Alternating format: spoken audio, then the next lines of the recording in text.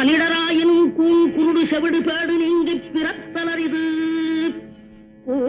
குருடு செவிடு pad நீயும் ஞானமும் கல்வியும் நயத்தலரிது. ஞானமும் கல்வியும் நயந்த காலையும் தானமும் தவமும் தான் சீதலரிது. தானமும் தவமும் தான் சீவராயும் வானவர் நாடு வழி திறந்திடுமே. அரியது கேட்டமைக்கு அழகாத தமிழில் விளக்கம் தந்த மூதாட்டியே, கொடியது என்ன?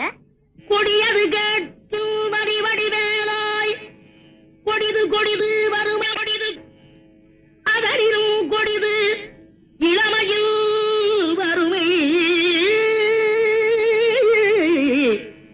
அதனினும் கொடிது